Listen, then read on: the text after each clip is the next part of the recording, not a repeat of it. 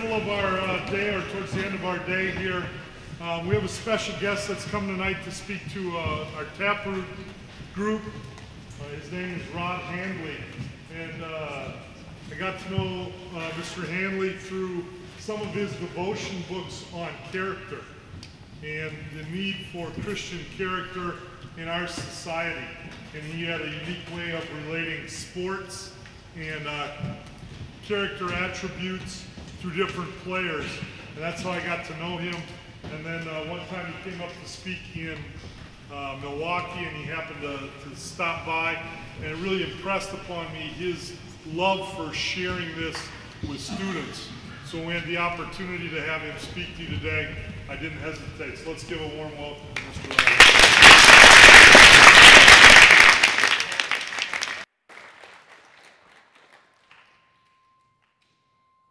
Okay, let's see if this is okay. It's working. Okay, good to see y'all.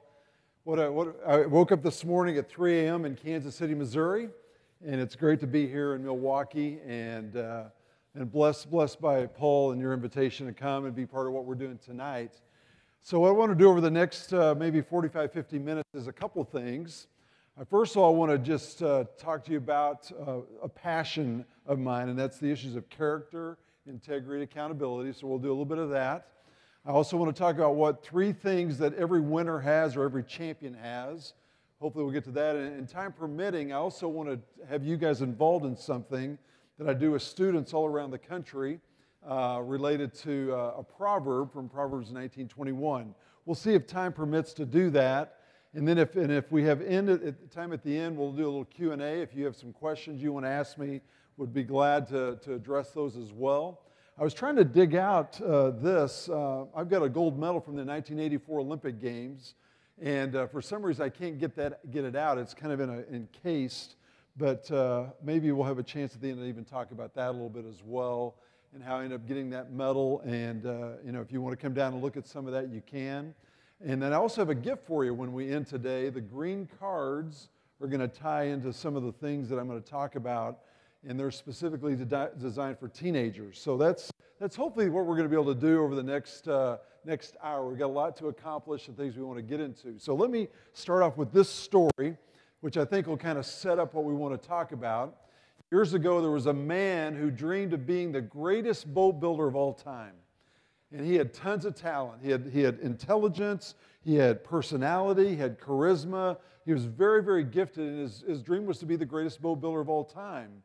But ultimately in his community, he became not known as the greatest boat builder, but a very, very foolish boat builder. And let me tell you why.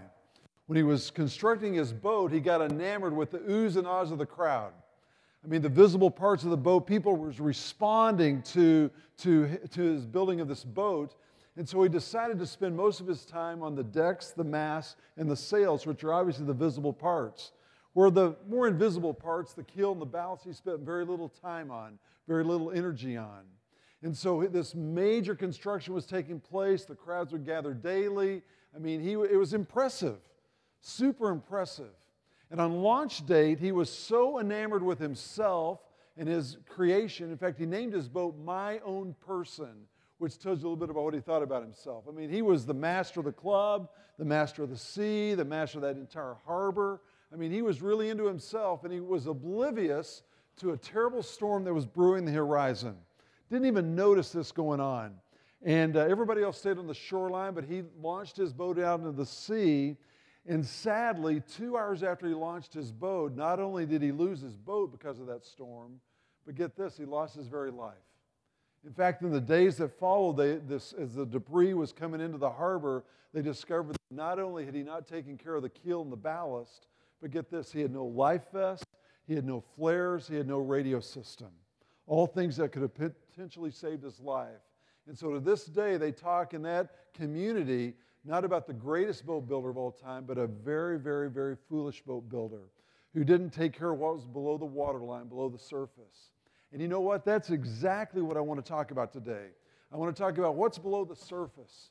What's in your soul? What's in your spirit? What's deep in your heart? It may not be visible to everybody else, but what's really making you click and work and what motivates you? What it blesses you? How do you bless other people? So I've entitled this talk, this title, Do You Have What It Takes? Do you have what it takes? Do you have something deep in your soul? Do you have a faith? Do you have things that make you click? Paul mentioned that one of the things that motivates me and encourages me is the things that I do related to character development. And I've had the chance to literally share what I'm going to share with you today in hundreds and perhaps even thousands of different environments and situations. I do this in corporate America. I do it in public and private schools. I do it in churches. I do it in locker rooms for both NFL teams, NBA teams, Major League Baseball teams, college teams, high school teams. I have the privilege of working with 2 high schools in my city, and I serve as the chaplain of their football team. And in fact, one of those 2 teams, I'll be back tomorrow afternoon sharing with them before they have a very critical game tomorrow night. And the cool thing about what I do with these teams, it's 100% attended by the entire team. The coaches believe that every single player in our squad, all the coaches and even parents are able to participate in this, and they come together. And at the end of those chapel meetings, then we do what I'm going to try to do with you today and show you a little exercise that we do with them to build character, to try to build some of the things that we're talking about today. But as I launch in that, and you kind of know my passion and where I'm headed here, I do have a couple of probing questions for you to consider as you think about maybe some of these issues. And here's some of the questions. Have you ever felt like you're one type of person in public, but you're a different kind of person in private? Have you ever found yourself in the midst of a half-truth or outright lie, and there's this sinking feeling in the pit of your stomach? How about this one? Maybe you're employed. I understand we've got 9th or 12th graders here. Maybe you got a job, a part-time job. Have you ever felt justified stealing from your employer? Because after all, you're underappreciated and even underpaid. How about this one? Have you ever wasted precious time, energy, resources, and money pursuing frivolous personal endeavors while robbing you of quality time with family and friends? How about this question? Have you ever done a hard self-evaluation of yourself and determined your strengths and weaknesses and realizing you're woefully lacking? You see, it was questions like those that haunted me for years. You see, I was portraying one kind of a person, but down deep in my soul, I was acting woefully different. And I won't get into the gory details of what changed in my life, but in 1989, I started making some decisions about my own personal character. And here was the question that literally haunted me, that kept me awake at nights, that it's something I was thinking about early in the morning. And here's the question: will people find out today who I really am? Will they find out that I'm a hypocrite, that I'm a phony, that I'm a fraud, that I'm portraying one thing and living out another thing? And it was a question that literally haunted me. And I made some decisions in '89 to say, I'm going to start pursuing this character route. I'm going to start living like a man of integrity. I'm going to pursue intentional accountability in my life. And I want to tell you, it was a transformative time in my life, because now no longer was I haunted by those other questions. I began to see that there was value and importance in what I was doing, and then communicating those things to other people as well. The first NFL team that called on me to share some of these principles was the Tampa Bay Buccaneers. At that time, they had a head coach named Tony Dungy, who today is retired, but is a TV analyst for NBC TV. And Tony, when he would hold a meeting, because of the respect he had of his players, everybody would come to the meeting. And so in that particular year that I was speaking to them, they had Warren Sapp and Trent Dilfer and Warwick Dunn, Derek Brooks, John Lynch. They had some just all pro players. And when I finished giving my talk and my presentation about these 3 words, character, integrity, accountability, Dungy stands up and he says, hey, we're gonna get this book for every single player on our team. We're going to go through Mr. Handley's book on character. And man, I was just praying, oh Lord, help them have a good season. I mean, if they're going to go through this, I sure hope they play well. Well, guess what? They played fantastic that year. In fact, they made it all the way to the NFC Championship game. They're playing the St. Louis Rams, where the winner gets to go to the Super Bowl. And what I did not know was about a meeting that took place at midfield just before kickoff between the Ram coaches and the Buccaneer coaches. And here's the way the conversation went that I found out about later. One of the Ram coaches said to Dungy, so you guys have always been a good team, but you've never been a great team. What happened this year? What was the difference that happened to make you so successful this year? And Dungy credited that book. He says, we went through, this is a book, we made a commitment to be a team of character. Now, the Rams went on to win the game, to go on to the Super Bowl to play the Tennessee Titans. But here's the crazy part of this story. The day after the Rams won, now they're on their way to the Super Bowl, one of those Ram coaches called our offices. I worked at the time for the Fellowship of Christian Athletes, and they called my offices, got me on the phone, and says, hey, we talked to Dungy yesterday on the sideline. He told us about your book. We want to be a team of character next year. Can you come and talk to our team? And then it was probably a couple weeks later that the Baltimore Ravens called, and then the Denver Broncos called, and then the Green Bay Packers. I mean, I just started having all these teams begin to call. Even in my hometown, the Kansas City Chiefs finally got around to calling me. And then it was probably about April or May about that same year, I took a phone call from a gal who identified herself as part of the commissioner's office of the National Football League. And I'll never forget the call. She sounded pretty hostile. Are you the guy writing these books? Are you the guy talking to these teams? And I'm like, yes, ma'am, yes, ma'am. And I really didn't know where this was headed, where it was going. And then she said something I'll never forget. She said, can I tell you a secret? And I'm like, sure. She says, we have a terrible character problem in the National Football League. I said, oh, really? Didn't know that. And she began to share not only were the player issues that they were having, but there were ownership issues, management issues, coaching issues. And in the same breath, she said, would you come to Orlando and talk to all 32 teams about character, about integrity, about accountability? And I said, yes, I'd be delighted to do so. And I showed up a few weeks later and had an audience of all these representatives of the teams, and we began to talk about what seems like common sense words, words that we all should know, but I was reminded in that setting how valuable and important these three words are to live life to the fullest and to live them out in a way that helps us be the kind of people we need to be. So I need to tell you, character is my passion. It's my passion. It's what I get up thinking about every single day. And I actually founded an organization called Character That Counts. And literally it means this, that we're going to communicate life principles of character, integrity, and accountability to anybody and everybody as we can. You know, it's been said that ability may get you to the top, but character is what actually keeps you there. It's a person that's marked by subtle and notable traits. Character cannot be purchased. It's a way of life lived. Horace Greeley said it this way. He said, fame is a vapor. Popularity is an accident. Money takes wings. Those who cheer you today will curse you tomorrow. The only thing that endures is character. So does it count? Does it matter? And I say, yes, it does matter. And it can make an incredible difference in our life, both on a personal level and on a professional level as well. You know, Howard Hendricks made this statement one time. He says, we become what we become by the choices that we make. The choices we make. And so the choices we make ultimately will result in a couple things. It'll either result in life or death. It'll result in adversity or prosperity. It'll result in joy or turmoil, literally blessings or curses. And every single day we're faced with choices. What are we going to do with the choices that we make?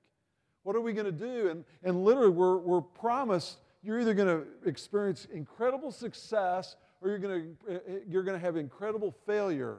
Life, death, prosperity, adversity, joy, turmoil. You get to decide every single day. And the choices you make, even this very day, will set the wheels in motion for the rest of your life. You know, there's a thing called the law of the harvest. The law of the harvest goes like this. It says that we reap what we sow. It's actually a biblical principle. It comes from Galatians 6:7, that we will reap what we sow. And what that means in layman terms is this. If you plant apples, you get apples. If you plant oranges, you get oranges. If you plant good seeds, you get good results. If you plant bad seeds, you get bad results. It's the law of the harvest. It's just something that's going to take place. And so we get to decide every day, what are we going to do with the choices that we make? And one of the biggest choices you're going to make every single day is who you spend time with. Who you're spending time with. I mean, do you hang out with the chickens, the turkeys, or the eagles? I mean, think about it. A chicken and a turkey, man, they're pecking at the ground. They're really not going anywhere. But eagles are a special bird. I mean, they soar, they fly, they accomplish so much. And so we get to decide every day, are we going to hang out with chickens, turkeys, or eagles? What are we going to do? Because here's the reality. You hang out with the wise, and you become wise. You hang out with the fools, you become a fool. And why is that? Because the law of the harvest. Because you reap what you sow. You know what you become? Who you become by the people you spend time with. Your friends' habits become your habits. Your friends' words become your words. The clothes your friends wear become the clothes that you end up wearing. There's no neutrality in friendships. Your friendships will take you one or two directions. They'll either send you soaring or they'll send you sinking. I mean, that's the reality of the choices that we make. And another choice that we face in addition to friends is, so am I going to be a person of character? Am I going to step up and do this? And here's my belief, and here's what I've seen, having done this now for the last 30 years, literally all over America. We're in trouble. We're in trouble as a nation because the values that we have, the moral values, the decisions, I mean, we're literally, this law of the harvest is coming true, and people are concerned. The crisis goes from the locker rooms to the boardrooms. I mean, it affects all cultures. It affects all people in some ways. The crisis is evident. I mean, we see the evidence of embezzlements and scandals and affairs and lying and cheating and murder and stealing, and the list goes on. And sometimes when we begin to see what's going on in this nation, we say, you know, how did we get there? What's going on? But I'd like to propose to you that the character issues that we face today are as old as the history books. In fact, let me give you two lessons from history that will point out that what we're experiencing is not a recent phenomenon.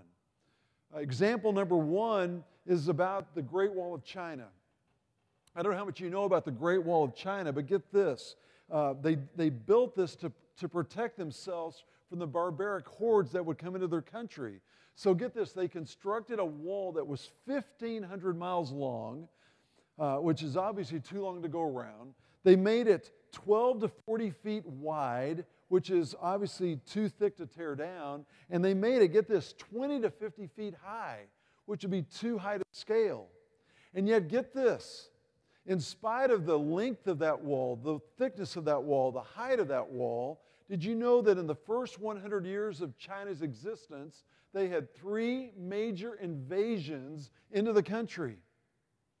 And you have to ask yourself, well, how did they do that? How did the enemy get through that wall? How did they climb it? How did they get through? Well, the answer was actually quite simple. The answer was this. They approached the gatekeeper, bribed the gatekeeper, and the gatekeeper simply opened the door and let the enemy rush into their country. You see, they spent all these resources and all this money and all this time building a wall, but get this, they had not built the character of their gatekeepers. And then I'll give you another example from history. It's a quote from a guy named Charles Edward Jefferson. And listen to what this guy says about, and he's talking about America. He's talking about the crisis in our country. And he says 6 things that are troubling him, that are making things a little bit dicey in our country. So listen closely. He says the time is out of joint and we're sick at heart because nobody seems to get it right. And then he jumps on these 6 things. He says, first of all, he says the government is corrupt. Secondly, the church seems dead or is dying. Third, the home is a failure and a scandal. He says society is superficial and tainted. The social order is ready for the burning, and the economic system is a burden and a curse. So he's picked on what? He's picked on government, church, home, society, social order, and the economic system. He's blasted all of them. And then he closes with this statement. He says, the whole framework of the world needs to be reconstructed.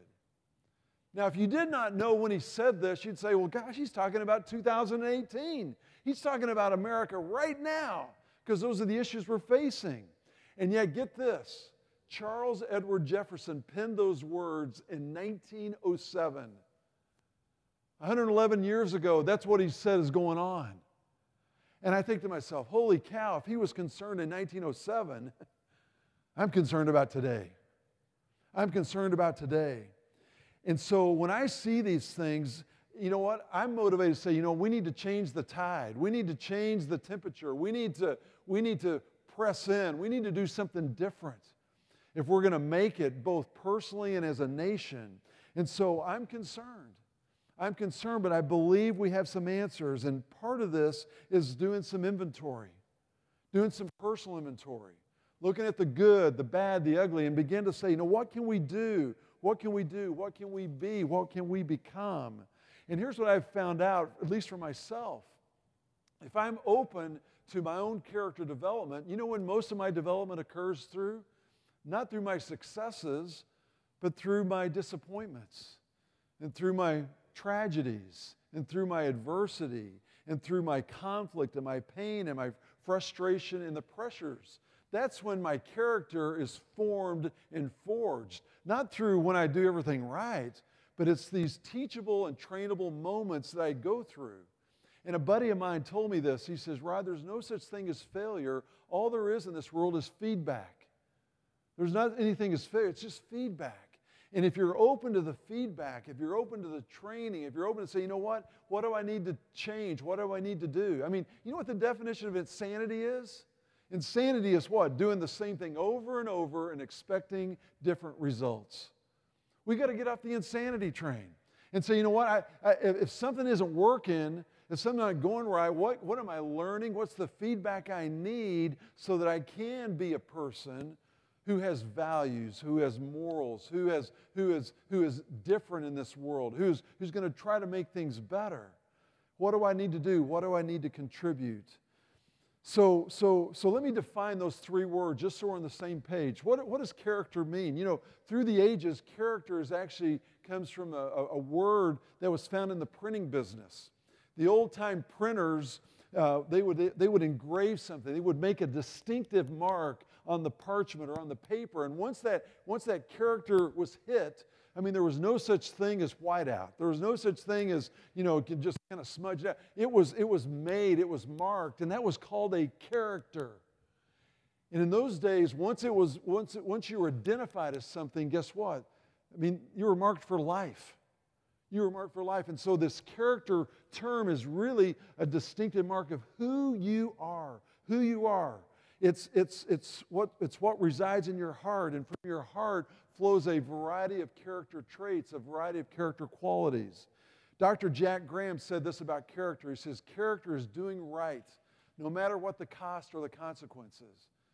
It's doing right. It's doing the right thing. It's right attitude. It's right actions. It's right reactions. It's right responses. It's right behavior. It's a commitment to doing the right thing. And by the way, doing the right thing, there are costs. There are consequences. There are challenges. There are naysayers. There are critics. There are people that are going to mock you and laugh at you. But you know what? At some point you say, you know what? I'm going to draw a line in the sand. I'm going to put a stake in the ground, and I'm going to do the right thing, especially when the pressure's on. And you know what? That's the way this thing works. When your character is really revealed is when the pressure is on. When you're being squeezed. Because here's what happens. You begin to leak. When you're squeezed, you leak, and your true character emerges when these challenging opportunities present themselves. I like what this one says. Character is what you are when no one but God is watching. When no one but God is watching. In fact, Dwight L. Moody said it this way. He says, character is what you are in the dark. So whether you're in the public situation, whether you're in a personal situation, whether you're in a private situation, public, personal, or private, you're the same person through and through in each of those situations. Chuck Swindoll said this. He says, it's not in the rush and hurry and activity that a person gains the respect of those around him. It's what he does when he's all alone. when you're all alone. That's when it really happens. That's when it really, really occurs. John Wooden, the great NCAA basketball coach, he said this. He says, be more concerned with your character than your reputation, because your character is what you really are, while your reputation is merely what others think you are. And so at the end of the day, we've got to take an assessment. What's my character like? What am I committed to doing? Am I going to do it the right way? And one of the reasons I love sports, and sports I think is a great character-building opportunity, but sports really reveals your character. I mean, you get somebody out on the golf course or out on the basketball court or across the volleyball net, you discover the character of a person real quickly. In fact, Plato has said this. He said this. He says, I can learn more about a man in an hour of play than a week of conversation. On the field, on the court, on the diamond, that's where we begin to see what someone's character is all about. You know, I do a lot of work, I said, in corporate America. I talk to a lot of business leaders. And here's what Warren Buffett said. He says, when you hire for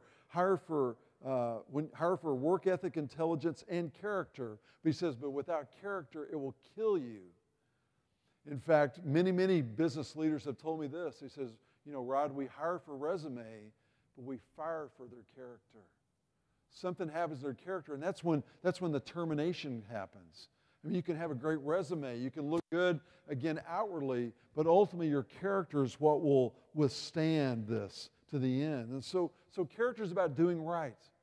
How about integrity? What's the word integrity mean? Integrity means, get this, it actually comes from a Latin word, integratus, which means wholeness, entireness, or completeness. And the root word of the word integrity is a word that would be common to everyone in this room. And it's the word integer.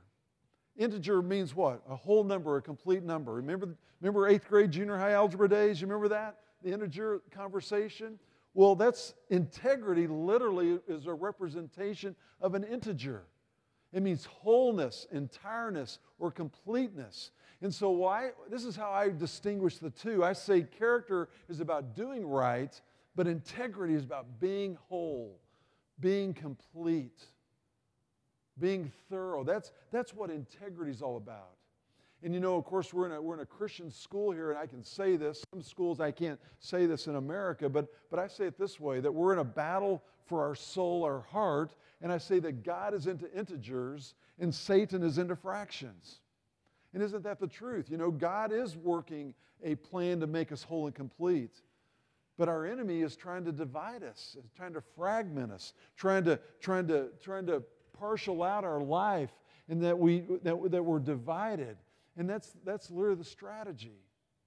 And so when I think about that, here's what I've come up with that I think helps me understand this battle for the heart. I say this, that God does have a wonderful plan for your life. But guess what? Satan has a hell of a plan for your life. And those two things are in opposition. And that's where the battle resides. It resides right here, deep in our soul. So how do we do this? How do we become a person of character? How do we become a person of integrity? How do we make the being and doing connect and collide? Well, that's where my third word really, I think, makes sense. That third word is this simple word called accountability. Accountability to invite people to come into my life to help sharpen me and to help me and to give me that feedback and to give me that perspective and to give me their prayers and give me their understanding so that I can not be doing this thing called life all by myself.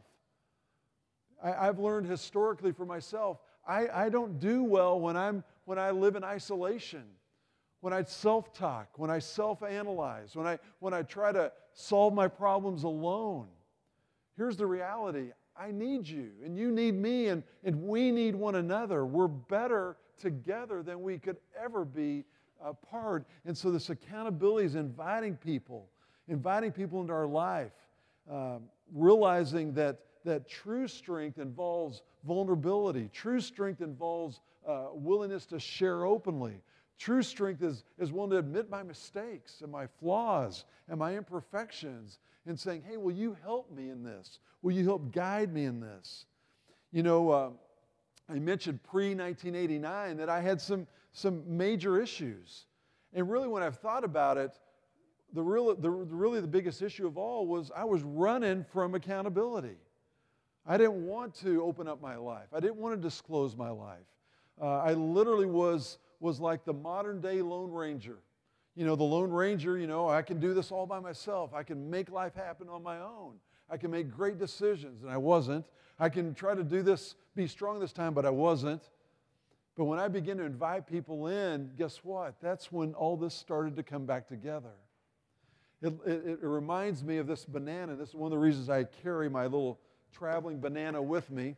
I broke off the stem somewhere doing that probably, but here is a little saying that reminds me of the value of staying connected.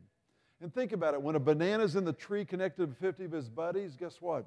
He's pretty safe, right? He's doing just fine. And then he gets chopped out of the tree, but still 10 or 12 of his best buddies he's connected to in a bunch at the local grocery store, and he's still doing okay, right? But eventually there comes that time when that banana gets ripped away from his friends, and now this banana is in jeopardy. It's in trouble. Literally, the peeling's about to begin. And so the saying is the banana pulled from the bunch is the one that gets peeled. It gets peeled, and the message, simple message is this: stay connected to the bunch. Don't think you can do this by yourself. You know, the irony of the Lone Ranger really wasn't alone, was he? He had a buddy named Tonto. And Tonto used to say something to the Lone Ranger. He would say the word kimosabi. You know what the word kimosabi actually means? It's a fascinating word. It means this: trusted and loyal friend. He was saying, you're my trusted and loyal friend. Those two guys were inseparable. They were together. They were much more dynamic, much more able to fight the opposition, much better to do things when they were in harmony, working together. It's literally the message, I need you and you need me and we need one another. You know, there's actually a banana scene in probably my favorite movie. It's the movie Gladiator. I don't know if you're saying, I don't remember a banana in the movie Gladiator. Well, let me tell you the scene. Maximus, the hero, is in a bad spot. He's in the Roman floor pit. He's in this particular day, the emperor shows up. And boy, it's a big deal when the emperor shows up to these Roman gladiator fights. And all the other gladiators, except for Maximus, immediately they turn to the emperor, they raise their arm, they salute him, and they say these words: "We who are about to die salute thee." They know the jig is up. They know within the next few minutes their life is over. But Maximus doesn't raise his arm. He doesn't acknowledge the emperor. In fact, he whispers to the guys around him these words. He says, has any of you ever been in the army? And they say, yeah, we have. He says, good, you can help me. He says, whatever comes out of these gates, we got a better chance of making it if we stick together. If we stick together, we survive. And then if you know the rest of that scene, what happens is there's just a flurry of opposition that these gladiators are now confronted with. I mean, the swordsmen and the chariots and there's animals. I mean, it's quite a scene. And Hollywood does something very interesting. 3 different times in what follows, they show you an overhead picture so you kind of see what's going on the Roman floor, the Colosseum floor. And there are some men who either did not hear Maximus or didn't believe him, and they got separated from the pack. And guess what? Very quickly, they're dead. But there's a group of men that formed a thing called a phalanx. They literally got back to back, shoulder to shoulder, armor plate to armor plate, and Maximus began to scream these words. He began to scream, as one, as one, as one. And if you know what happened in that scene, the emperor's plan to see those guys destroyed went really, really bad. Maximus and his team, because they were working together, because they understood they needed one another, they disrupted the plans, they defeated the emperor's schemes, and they ended up being victorious in that little mini battle that took place on the Roman floor. Yes, the message is this: I need you, and you need me, and we need one another. We need each other. And so with that backdrop of those 3 words, character, integrity, accountability, what I want to do today is I want to talk to you simply about why it's so important we do this, and then how do we do it? And what does it look like when we begin to implement this stuff into our life? I love this part of the talk because it's super practical. Why is it important? Well, here's the reality. Character is one of the primary ingredients for success. You know, I meet young people all over the country, and many of them are asking the same question, so how can I be successful? And I'm like, you know what, if you actually commit to this, you will have success. Stephen Covey in his books, The 7 Habits of Highly Successful People, say that highly successful people have both a combination of character and competence. Character and competence. And this combination results in trusting relationships, results in better decision-making skills, ethical choices, and gives you, get this, infinite opportunities. So that's one of the reasons that it's so important. Secondly, it unites. Character begins to unite people. It transcends political, economic, religion, gender, age, education, cultural, and personality differences. In fact, here's what happens. When you begin to discover that truthfulness is better than lying, that love is better than hate, that patience is better than anger, that diligence is better than laziness. There's something inherently inside of us when we begin to see these disciplines practiced, when we begin to see this stuff kind of lived out, you know what? Everybody advances. And there's a feel-good component that takes place. It unites us together. But here's a third reason it's so important. It actually, get this, it's achievable by everybody. Everybody gets to participate in this. It's not for an exclusive group of people. And as we begin to work in this, relationships improve, accomplishments improve. We begin to see these values lived out, and it just begins to escalate. And that's what gets me excited when I'm working with a team, or I'm working with a business, or I'm working with a school, and these schools say, you know what, we don't want to just settle for mediocrity. We don't want to just kind of go through the motions. We don't want to just kind of put in the time. We really want to begin to be disciplined with this. We want to work at it. You know, I've often said that discipline takes a ton of effort, but it's get this. Discipline is better than the regrets. And that's what happens when people don't subscribe to this. There's regrets. There's a ton of regrets that take place in our life. And so we need to think about that and think about what do we need to do? What do we need to change? What do we need to begin to subscribe to?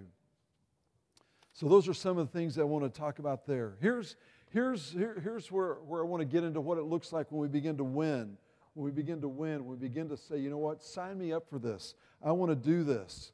And to do that, let me share with you a story of one of the athletes that today is a great motivator when it comes to this subject.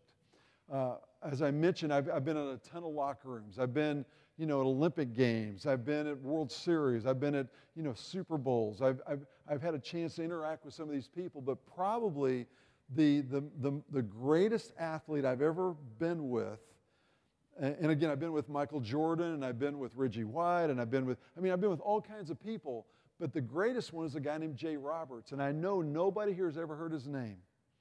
But let me tell you about what this guy accomplished both in his high school and collegiate career. Jay I grew up in the state of Washington, and Jay lived about 200 miles from me, and he was a legendary high schooler when I was in high school. He was, get this, he was all-state he was an all-state football player for 3 years. He was an all-state basketball player for 3 years. He was an all-state baseball player for 2 years.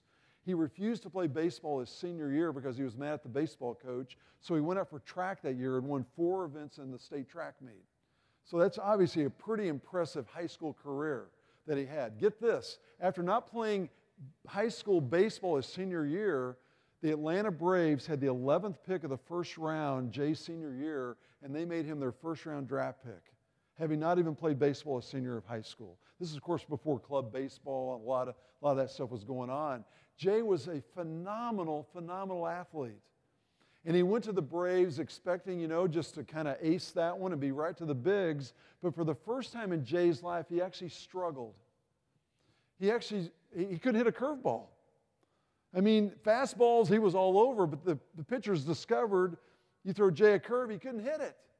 And he struggled for the first time in his life athletically, and a year and a half after he'd signed that big bonus, he came back to the state of Washington and said to the University of Washington football coach, can I still have that scholarship you had promised me back basically when I was a sophomore in high school. And the coach says, absolutely, we want you back. And so I want to read you just a portion of an article to tell you about Jay and what it says in this article. It says, the Braves thought they could teach him, but after a year and a half, the parties left frustrated. Roberts left. As a testament to his athletic skill, he picked right up with the University of Washington football team. He made a name for himself as a Husky special teams player and was immensely popular.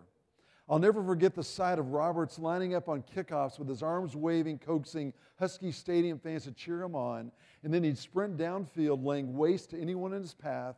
His headhunting ability is what fired up the Husky fans the most. He had no regard for his safety, and get this, and it endeared him to the masses. Quote unquote. Popular, athletic, everything. I mean, everything was easy for Jay. Everything was fun. And he was obviously incredibly gifted, had incredible gifts, things that he could accomplish. Jay, for some reason, Jay and I hit it off. We ended up having a tremendous friendship. And because I got close to Jay, I'd heard about him for years, but now we're hanging out, we're doing life together. He actually lived in the same house that I'm living in with a bunch of single guys.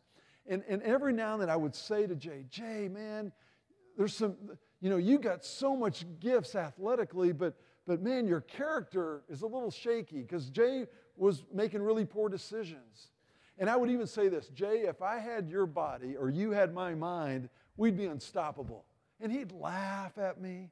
Oh, yeah, I'll get by, my athletic ability get me by. And he would just kind of mock this conversation. We'd have fun with each other, but I was trying to teach him a truth, and he really wasn't receptive to it. Sadly, a few years after I moved to Kansas City, Missouri, I got this piece of paper in the mail from a mutual friend. And what I'm holding in my hand is actually the obituary of Jay Roberts. If you can see the headline, it says, "The Short and Fast Life of Jay Roberts." You see, ultimately, the very character issues that I was concerned about cost Jay his life. And that's why you've never heard of Jay, because he short-circuited these incredible gifts and talents that God had given him simply because he didn't buy into the character messages that we have. So I use this not to discourage you today, but to remind us that there's probably some people even here today, people you know who have gifts just like Jay Roberts. Maybe they're athletic gifts. Maybe they're gifts, acting gifts. I understand this is a very talented music school. A lot of great musicians here historically. Maybe some of you have the potential to get a 36 on the ACT. There's probably some people here in the room that one day will be a CEO, be a president, make millions of dollars, give away millions of dollars. Things that will happen. I suspect that many of you in this room will one day be a husband, a wife, a dad, a mom, a granddad, a grandma, and you will have influence and impact. I mean, great, worthy titles. And hopefully what I'm saying today is making sense. You say, you know what? This is what I want to become. This is what I want to be. I want to do this the right way. I want to be the right person. One of the thrills that I've had is being a dad. And I'll never forget, and this someday maybe you'll have the privilege of doing this, of teaching your kids how to hit a baseball. I mean, that's just a fun thing to get the chance to do. And I'll never forget the day that my 3.5-year-old daughter, Brooke, and my 2-year-old son, Derek, who were my two oldest, he said, "Dad, can you teach us how to hit a baseball?" I mean, here we go. Here's the chance I'm looking for to really give my kids a great skill, a great opportunity. And so Brooke, being the oldest, 3.5 years old, we get the wiffle ball bat in her hand. We're in our living room. We get the ball out, and I'm showing her how to plant her feet, showing her how to hold her hands. And I'm throwing the ball, and my daughter she's just whiffing. I mean, she just can't hit the ball. And of course, as a dad, you don't want to see your kids fail, so you're trying to figure out, how can I throw the ball where her bat is, so she'll be successful. But even those efforts, I mean, she's not getting it. She's struggling big time. Of course, my 2-year-old son is going, my turn, my turn, my turn. And we get Derek, okay, Brooke, you take a time out. We'll just kind of regroup here a little bit. And Derek, we'll see with Derek, his problem wasn't that he couldn't hit. The problem was he thought he was supposed to run at me when he's hitting the ball. And that was a problem. But once he figured out to get his feet underneath him, guess what? My son started hitting shots. And he's jumping up and down. I'm excited. And I look over, and Brooks and I are very excited about this because their little brother's showing her up, right? Brother's doing a lot better. Dad, I want another turn. We get her back in. She can't hit it. Get Derek back in there. He's blasting it. This goes on and on and on. I finally say, okay, let's try this again another time, put everything away. And it was probably a few days after this little batting experience where my daughter had failed. We were doing some reading with my daughter. Remember, she's 3.5 years old. And we're reading to her, and we noticed that as we're kind of helping her with the words, that her eyes are kind of darting around.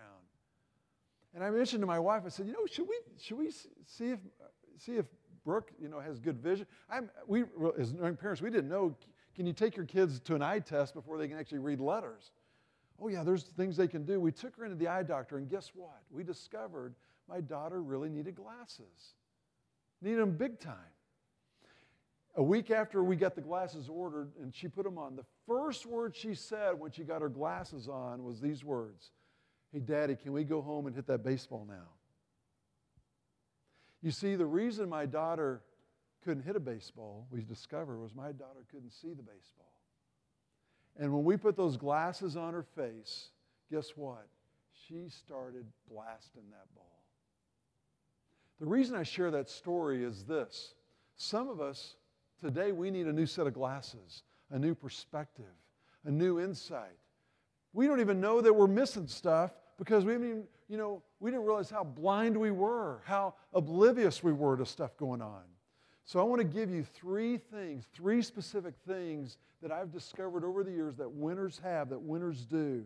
And these are what I call the intangibles. These are the things that are buried deep in our heart and deep in our soul. And as I go through these, I'd like you to ask yourself the question, so how am I doing in each of these three areas? How am I doing? And these answers will give you evidence whether you're on the right path or maybe you need to change a path today, change a direction. The first thing we know is this, is that winners do their best. That winners do their best. They don't just do the minimum. They don't do, they're not just trying to skate by. They get after it. And from an athletic standpoint, it's pretty clear when you're doing your best and when you're not doing your best. One of the greatest examples I've ever seen and heard of relates to the marathon race that took place in the 1968 Olympics involving a runner his name was John Stephen Akari. John Stephen Akari. John Stephen Akari, if you look in the history books, you discover that he did not do very well in the Olympic marathon race. And in those years when they would finish an Olympiad, they would actually finish the marathon during the closing ceremonies. And you would run your final lap of the marathon with the entire crowd assembled, and they would watch the runners come in the stadium. That was part of the festivities to see these runners coming in. Get this. Somewhere in that 26.2-mile run, John Stephen Akari suffered a leg injury. But he was committed to finishing the race, committed to doing his best. And by the time he finally entered the Mexico City Olympics, the closing ceremonies had ended. They'd ended hours earlier. There was nobody left in the stand. Just a couple of reporters were there kind of, and a couple scorekeepers trying to figure out who was coming in. And hours after everybody's finished the race, here comes John Stephen Akari limping into the stadium and finally crossing the finish line. A reporter pulled him aside when he finished the race, and he was really kind of mocking him. Like, man, why didn't you just quit? This thing is over a long time ago. And John Stephen Akari had one of the greatest answers of all time. He said, he was from Tanzania. He says, my country didn't send me 7,000 miles to start a race. They sent me 7,000 miles to finish a race. I mean, that's my kind of guy that says, you know what, though the odds are against me, I'm going to do my best. I'm going to do it with all my heart. And in my mind, that is a winner. That is a winner. You know, when you're in the midst of doing your best, guess what? All kinds of character stuff begins to emerge. It's respect, it's dependability, it's being trustworthy, it's having honor, it's having courage. And all of a sudden, a mundane task becomes a task that you do with excellence. A task that you say, I'm going to do this the right way. I'm going to do this for the right reasons. You know, one of the decisions and choices that I made, one of the good decisions I made about doing my best was I knew that I wanted to be a college athlete. I knew that I wanted to try to go as far as I could with my sport. And I made a decision, and it really goes back to this thing called the law of the harvest, that I was going to make really good decisions to try to help propel me to that. Here, one of the decisions I made was saying no to drugs and alcohol. I made a decision. This is something that I'm not going to be. And it really came down to 4 reasons that I did it. One, I thought it would give me a competitive advantage over all the rest of my competition. I believe that's true. Secondly, I had a faith in God that was important to me. I believed that God would bless me if I made that decision. Thirdly, it seemed like such a waste of time and money and resources and energy to go down that other path. And then finally, I didn't want to deal with the guilt and secrecy that I knew I would have to have because I knew my parents would not approve of that. And guess what? 40 plus years later, after I made those decisions, guess what? I fulfilled that commitment. I did my best in those areas. I didn't do the stuff, and I'm reaping the benefit of those little choices. Those little choices. You know, I've got stories of people who have made a different decision than I made, and they've paid a tremendous price. I wish I had time to tell you some of those, but I won't go into it. But believe me, you do reap what you sow. And by the way, I know it's not easy making right choices at your age. There's peer pressure, there's hormones, there's expectations, there's instability, maybe in some of your homes, and it's crazy. But I want to tell you something. I propose that you make a commitment. I'm going to do my best. I'm going to pursue excellence. I'm going to pursue morals. I'm going to pursue valuable things, and it will pay off. Here's the second thing that winners do. The second thing is that winners, they're not only committed to doing their best, they also realize that they are the best. They are the, now what does that mean? It means they're the best. Now don't get the picture. I'm not talking about being arrogant. I'm not talking about being prideful. I'm not talking about walking into your own, you got your own little, self-glorification thing going on here. What you're recognizing is this, that God does not make a mistake, and I am His best. I am His best. I'm created with skills, with abilities. I have talents. I have potential, and I'm not going to get thrown into this mirage of confusion and chaos. I'm going to believe that I'm the best that God has made. I'm not going to try to be anybody else. I'm going to try to maximize the things that I need to do and I need to be.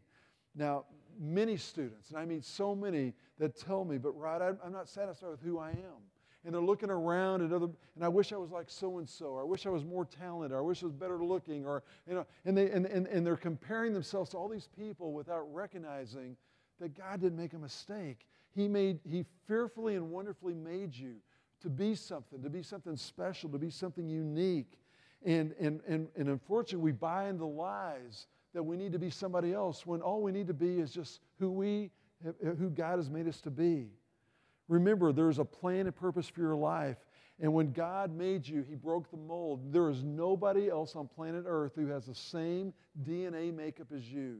You are unique. You are special. You are gifted. You're designed for a calling. My story, I was designed as not only an athlete, but someone who could use my mind. And guess what? The things I do today, it matches up exactly with what God had put into place. And while I might have been as a teenager wishing I was somebody else, praise God I didn't finally go down that path. I figured it out and began to realize that I need to be who I am. You know, the words carpe diem, it means what? Seize the moment, seize the day.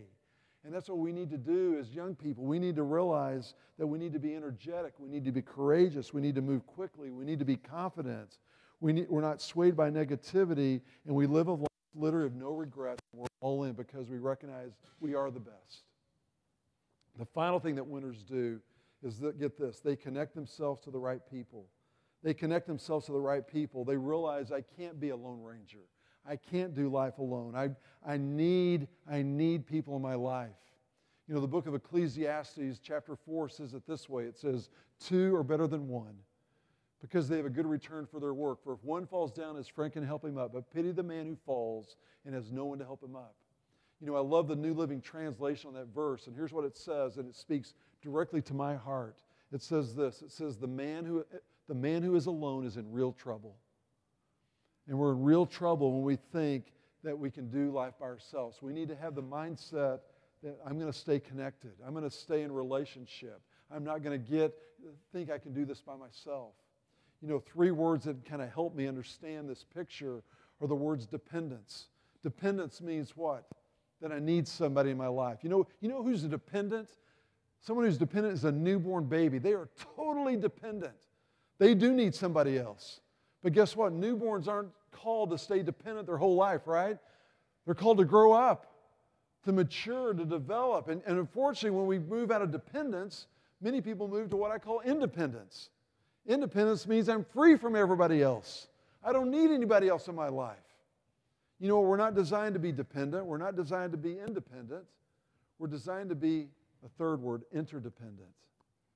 It means mutually working together. It's recognizing that we desperately, desperately need one another. And so I want to encourage you, as you think about this, that you're not only committed to doing your best, you're not only committed to understanding I am the best, but you also surround yourself with the best people as well. You surround yourself with them and you connect. You know, I mentioned that I had a gift for you today, and if you want to grab one of these, I'll be glad to pass these on. I'd love to see this whole stack taken. But this message of accountability is something I've had a chance to share with men, women, and teenagers. And today I brought my green cards, which is the teen cards. I worked with a bunch of people around the country to design 10 specific questions to help teenagers become accountable.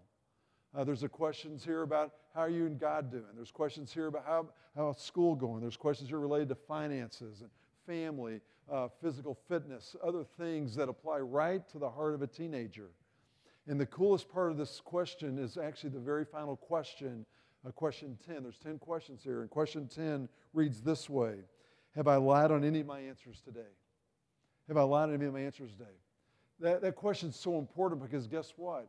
If you're just going to get together and be accountable with somebody, you're not going to tell them the truth, then I wouldn't waste your time getting a card or even going through the process. But when you're saying, you know what, when you're willing to give an accurate yes, no, and talk through and dialogue with another teenager, another peer, and say, hey, will you help me? Will you help me be accountable? Will you help me be a person of character, be a person of integrity? And will you ask me these questions? Will you hold me to the fire? Will you believe in me? Will you pray for me? Will you encourage me? I tell you what, dynamic things can happen in the life of a teenager when they simply say, I'm going to find somebody to do this with because I want to be a winner. I want to be a champion. Because of our time, I'm not going to be able to do the little exercise I told you about, but I'm going to tell you what we do and encourage you to think about this going forward from this assembly. One of the things I end all my sessions with students that I do our chapels with is we actually speak, Proverbs 19:21 says that life and death are in the power of the tongue. And in this proverb, what it's simply saying is what we communicate to other people literally can kill them or can build them up, and it can destroy them or it can make their day. And that's what our words do. So we end every chapel service, after I get through talking, I invite the students to give what I call either a shout out or a gratitude. A shout out is something that they have seen on the field, something they've seen on the ball diamond, something they've seen on the court, something that, and they, what we do is the student will stand up and they'll say, I want to give a shout out to Ben. And Ben across the room will stand up and they literally have a one-on-one conversation with the rest of us kind of eavesdropping on their conversation. And they'll say, man, you know what, I saw you on the field the other day, da-da-da-da, and they'll relay some encouraging word to that student. Gratitude is not something you see on the field, but a gratitude is something you see in the classroom or something outside of the sports field. So we'll literally, at the end of our chapels, we'll have students begin to stand up and they're speaking life to one another. Hey, I saw this. Thank you for that. And they begin to speak. Now, what's so cool about this exercise and I often will ask the question, so who gains more from the experience? Is it the person giving the shout out, or is it the person receiving the shout out? And if I was to have you do this, you would discover this, that there's actually both people win. Nobody loses in the experience. The person who gives doesn't lose anything. In fact, they gain. The person who receives obviously gains as well. And it begins to set up an environment where you begin to practice these simple techniques of speaking life, of speaking positivity, of speaking encouragement, speaking favor to people that you're doing life with. And so my challenge, even though we didn't get to practice it here today, because usually what I'd say, pair with a partner, hey, do this, do 30 seconds back and forth, da-da-da-da, and then I would actually invite you, okay, so let's hear not just the expansion of not just two people, but across the room you begin to recognize it. And it's powerful what takes place. It's powerful what takes place when you begin to speak these things, these character qualities, these attributes in the life of another person. So anyway, it's 2:29, right? Are we right at the time to go? Okay. Let me, if you wouldn't mind, I'd like to just pray for you guys. I know you got an 8th hour to go. You've been sitting really patiently for an hour. Thank you for hanging with us. Hopefully a couple things that made sense. And if you want to, as you leave, if you want to grab a green card, I'd love to give those away. Paul mentioned that you might want to see some of the resources. That does take a few dollars. So if you don't have that, I would figure out what to do, but you might want to check that out and maybe use that as a resource at some point as well. So let me pray for you. So Lord, thank you for this time with these students, and I just pray, Lord, that the words that I shared kind of make sense, that there's some value, there's some things to take away, that there's some encouragement, and Lord, we pray that you'd be honored and glorified as a result of it all. We pray this in Jesus' name, amen. God bless you.